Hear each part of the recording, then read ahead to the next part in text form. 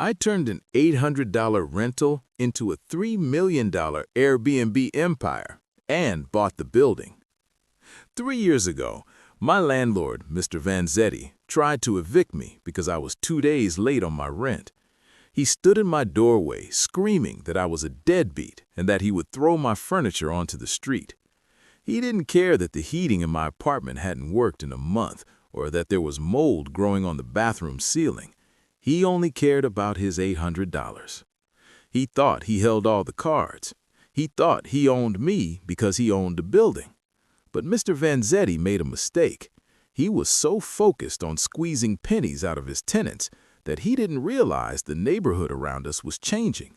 He didn't realize that his trashy building was sitting on a gold mine.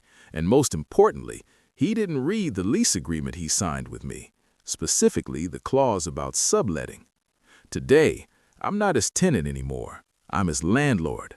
I bought his building at a foreclosure auction using the money I made by turning his own apartments against him.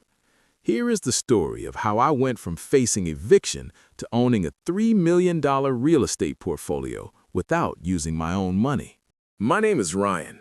I'm a graphic designer by trade, but back then, I was barely making ends meet. I lived in a neighborhood in Brooklyn that real estate agents politely call up and coming. In reality, it was rough, but it was cheap. I rented a studio apartment in a 6-unit building owned by Mr. Vanzetti. Vanzetti was the definition of a slumlord. He owned 5 buildings in the city, inherited from his father, and he hadn't spent a dime on maintenance since the 1990s.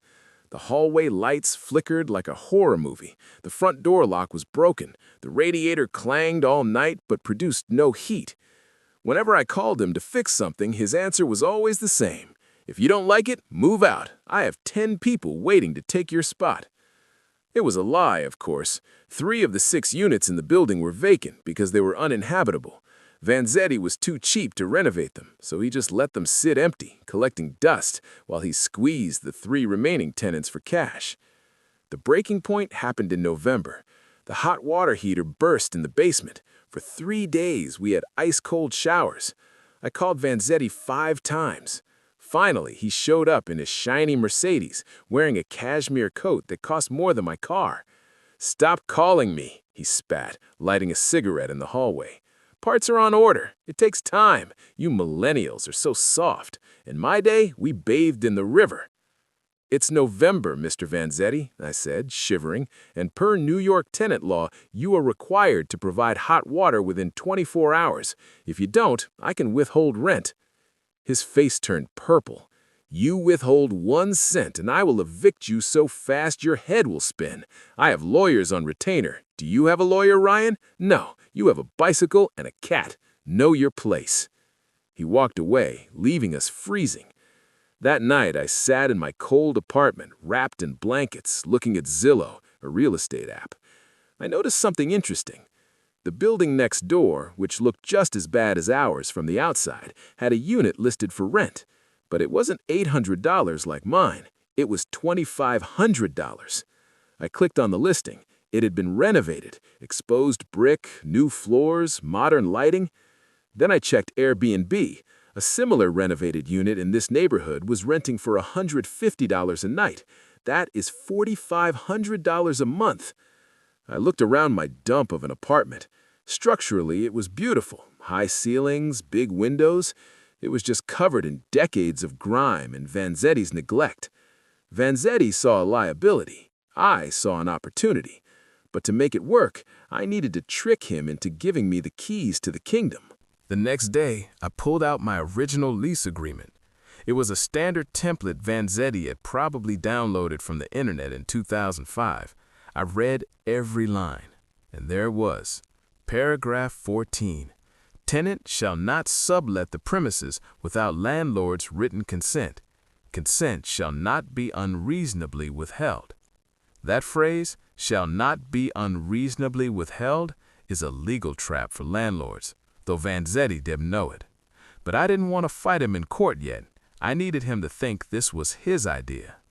I formulated a plan called rental arbitrage. The concept is simple. You rent a property long-term, You furnish and renovate it, and then you re-rent it short-term on platforms like Airbnb for a profit.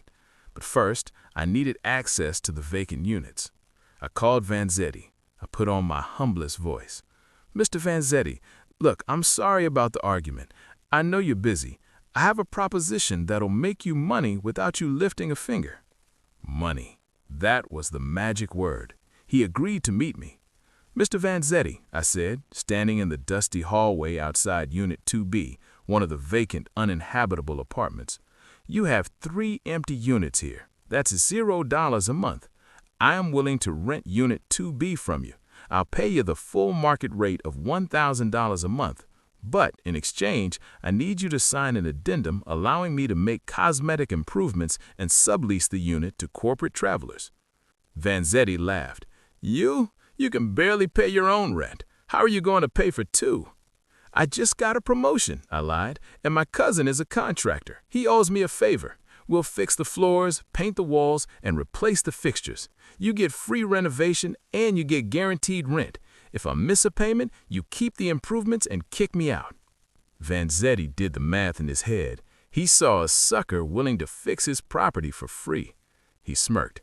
"Fine, but I want 2 months security deposit, and the rent is $1,100. Take it or leave it." "Deal," I said. I didn't have the money. I put the security deposit on 3 different credit cards. I was betting my entire financial life on this. For the next 3 weeks, I didn't sleep. I watched YouTube tutorials on how to sand floors and install subway tiles. I scoured Facebook Marketplace for free furniture. I painted the walls a crisp white to hide the imperfections. I hung trendy art prints I designed myself. Total cost of renovation, $3,500. Total blood and sweat, immeasurable. On December 1st, I listed the Brooklyn Loft Experience on Airbnb. I priced it low to get reviews, $90 a night. Within an hour, my phone pinged. Booking confirmed, 5 nights. That was $450. Then another ping. Booking confirmed, 7 nights. By the end of the first month, Unit 2B had generated $3,200 in revenue. After paying Vanzetti his $1,100 rent and utilities, I profited $1,800. That was more than I made at my graphic design job. Vanzetti came by to collect the rent check. He peeked inside Unit 2B. His jaw dropped. He saw the exposed brick, the mid-century modern furniture, the spotless kitchen. "Looks decent," he grunted, trying to hide his surprise. "Thanks," I said, handing him the check. "By the way, Unit 3B upstairs is also empty. Do you want me to take that one off your hands too?" Greed is a funny thing. It blinds you. Vanzetti didn't ask how I was making money. He just saw that I was a reliable check. He signed the lease for the second unit right there. I was no longer just a tenant. I was a business partner, a silent, parasitic partner who was slowly taking over the host. By month 6, I controlled 4 of the 6 units in the building. I was generating over $12,000 a month in revenue, with a net profit of around $6,000. I had quit my graphic design job. I hired a cleaner. I was essentially running a boutique hotel inside a crumbling tenement building. I reinvested every penny. I upgraded the locks to smart keypads. I installed high-speed mesh Wi-Fi throughout the building. I even fixed the boiler in the basement myself because Vanzetti still wouldn't do it, and my Airbnb guests needed hot water. But you can only fly under the radar for so long. It was summer, the peak of tourist season. The building was fully booked. One afternoon, Vanzetti showed up unannounced. Usually, he only came for rent, but this time, he had a man in a suit with him. It was a bank appraiser. Vanzetti was trying to refinance the building to pull cash out for his own debts. They walked into the hallway and saw a group of Swedish tourists with suitcases struggling with the smart lock I had installed on Unit 1A. "Who are you?" Vanzetti barked at them. "We are staying at the Airbnb," the tourists said cheerfully. "Ryan's place. It is very nice." Vanzetti froze. He looked at the tourists, he looked at the smart lock, he looked at me coming down the stairs with a bag of laundry. The realization hit him like a truck. He pushed past me and unlocked Unit 1A with his master key. He saw the welcome basket on the bed. He saw the guest guidebook I had printed. He turned to me, his face red with rage. You aren't living here. You're running a hotel in my building." "It's called subletting, Mr. Vanzetti," I said calmly, "and per our lease addendum, which you signed, I am allowed to sublease to short-term corporate and leisure travelers. It's all in writing." "I don't care what I signed," he screamed. "You are making thousands off my property. I'm the owner. That money belongs to me. Get out. I'm evicting you from all units today." "You can't," I said. "I have a valid lease. If you try to lock me out, that's an illegal eviction. I'll call the police and I'll sue you for damages. And since I now have the funds for a very good lawyer, I suggest you calm down." Vanzetti stormed out, cursing. But the man in the suit, the bank appraiser, stayed behind for a second. He looked at me, then at the renovated apartment. "Nice work," the appraiser said quietly. "Too bad the building is in foreclosure." My heart stopped. "What did you say?" "Vanzetti hasn't paid the mortgage in 8 months, the appraiser revealed. "The bank is initiating proceedings. He's trying to refinance to save it, but with his credit score, not gonna happen. This place is going to auction in 90 days. That was the golden ticket. Vanzetti wasn't just greedy, he was broke. He had been taking my rent money and spending it on his lifestyle instead of paying the bank. I went back to my apartment and stared at the wall. I had a choice. I could wait for the bank to seize the building, kick me out and lose my business, or I could do something audacious. I pulled out my laptop and started researching pre-foreclosure sales and hard money lenders. I wasn't going to let the bank take my business. I was going to take Vanzetti's building.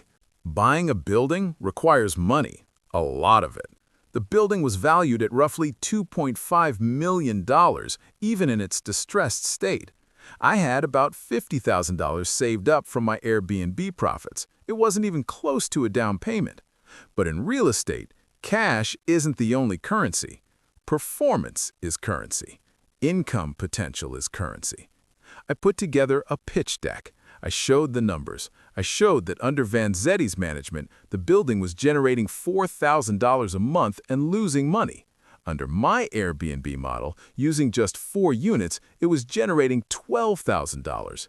If I converted all 6 units, the building could generate $25,000 a month. That's $300,000 a year.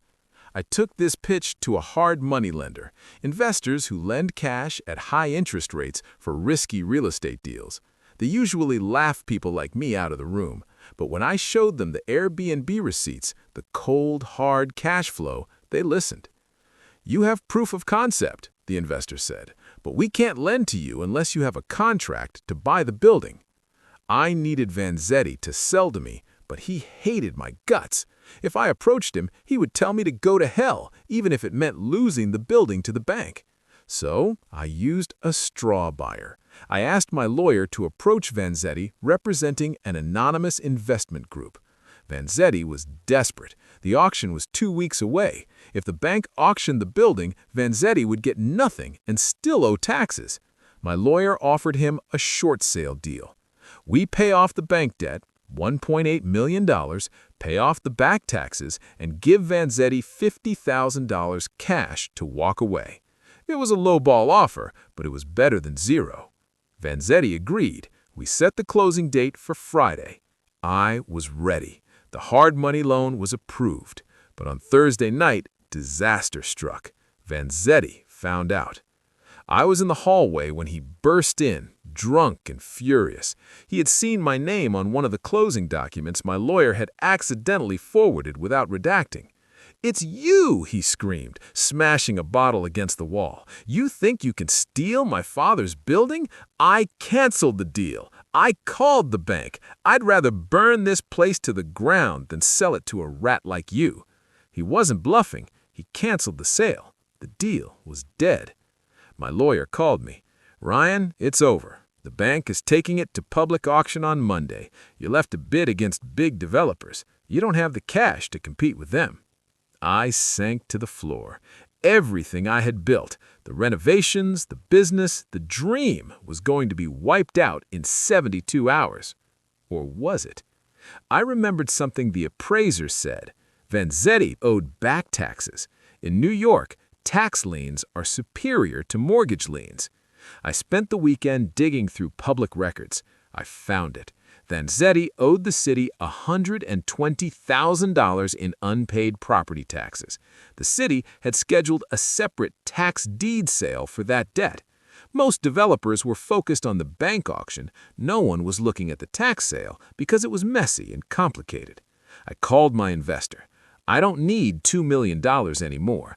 I need $120,000 cash by Monday morning. If we pay off the tax lien, we get the deed. The mortgage stays attached, but I become the owner. I can then negotiate with the bank directly as the title holder. It was a crazy legal maneuver. It was risky, but it was the only shot I had. Monday morning, I walked into the county clerk's office. Vanzetti wasn't there. He was probably sleeping off his hangover, waiting for the bank auction in the afternoon. I slapped the certified check for $120,000 on the counter. I'm paying off the tax lien for 42 West Street, I said, and I'm exercising the right of redemption to take title. The clerk stamped the paper. Ka-thunk. At 10 a.m., the deed was recorded. I officially owned the building. At 12 p.m., the bank auction was supposed to start, but it was canceled. Why? Because the ownership had changed hands, and the bank now had to deal with me, the new owner, to restructure the debt. Vanzetti found out when he showed up at the bank auction, and they told him he had no standing. He called me, screaming. I didn't answer. I just blocked his number. The next few months were difficult, but exhilarating. Since I now owned the deed, the bank agreed to let me assume the mortgage and restructure the payments. They saw my financials. They saw the $25,000 a month in Airbnb revenue. They realized I was a safer bet than Vanzetti ever was. I finished renovating the last 2 units. The building is now fully operational. It generates $300,000 a year in gross revenue. After mortgage, taxes, cleaning fees, and loan repayment to my investor, I net about $10,000 a month in passive income. I still live in my original unit, but now when the boiler breaks, I fix it immediately. I saw Vanzetti one last time about a year ago. I was walking out of the building, and I saw him sitting in his Mercedes across the street, just staring at the property. The building was freshly painted. There were flower boxes in the windows. It looked alive for the first time in decades. He saw me, revved his engine, and drove off in a cloud of smoke. I heard later that he had to sell his Mercedes to pay off his other debts. Real estate isn't just about money. It's about value. Vanzetti thought value came from hoarding. I proved that value comes from improving. He saw tenants as enemies. I saw space as potential. If you are renting right now and hate your landlord, look around. Is there an opportunity hiding in the neglect? Can you solve a problem he is too lazy to fix? Sometimes the path to owning the castle starts by cleaning up the dungeon. Thanks for watching. If you want to learn the specific details of how I structured the tax deed sale, check out the link in the description. Don't forget to subscribe.